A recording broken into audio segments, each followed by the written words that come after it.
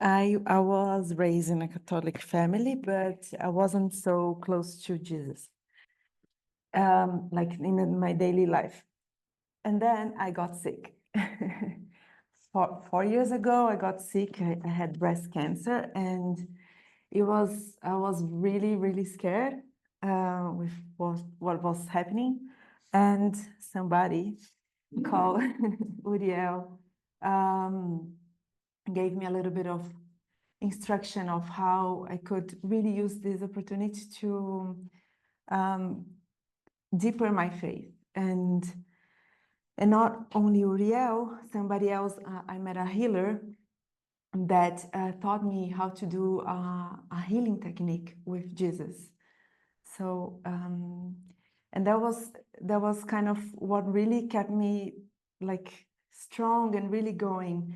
And I use this technique for all my chemotherapies and like radiotherapy and so on, and really gave me a lot of, I was just able to be calm. I would get there and be very agitated, but as soon as I would start the healing technique, I would start the prayers and so on, I don't know, I would go somewhere else. I was just very, very calm and yeah, and I think another experience that also went to this direction was I had to go through a surgery that would be really, really long, I think 15 hours. And I was really afraid to really go to the surgery. It was my first time in a surgery room. And I prepared myself through a whole, I don't know, month asking, please, I really need to be calm. Let me be calm, let me be calm. And when I got to the surgery, they would take me to the surgery, and they were like, do you want to have the injection, like the pre-injection for you to be calm? So when you are there, you are not so kind of agitated. And I was so calm already that I was like, I don't need this pre-injection. Everything's fine. I'm very good. I will just go very conscious. That's all good. So let's just go. So I think that was a very beautiful experience for me, and really like was a game changer for me with my relationship with Jesus. And I think also Philip, in the end of the day, learned from that, because I would say that he was a bit, you can say it, no? This one. Yeah, go. Yeah, I mean, I think my sharing will be maybe less touching, but I came to Jesus through my grandma, and it was not a very healthy relationship between Jesus and me. He was forced on me by her, and my parents were a little bit like what Iris said, very much rejecting anything Christian.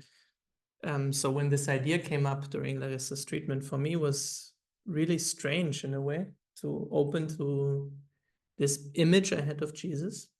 But it went really quickly, because I think your faith just cleaned immediately everything else that was there before, and he just became a friend, like a very important friend in that path. And maybe it's interesting to share that what we did actually practically was to go to Jesus, like we closed our eyes, basically like a meditation, and we went to him and we asked him to help us in the surgery.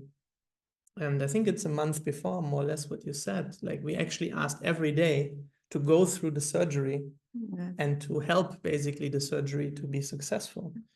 And in a way that was really, yeah, amazing how it could turn something so out of your hands into something that you feel empowered to deal with and be ready for. And I think that's why I asked actually the question about the suffering, because for me, this experience turned around my perception of Jesus from one of, it's actually something difficult, something challenging that he puts on you. You have to follow the Catholic Church and so on, into it's just somebody you can ask for help. Yeah. And it's going to help you anytime for anything you need. Yeah. And just to finalize, like I woke up from the surgery and the vision that I had was Jesus. Like I woke up, my dream was Jesus. And then Yogananda, my parents, Mary, like I was in everybody that I love around me. It was like until today, like I can't see this vision. So yeah. Thank you.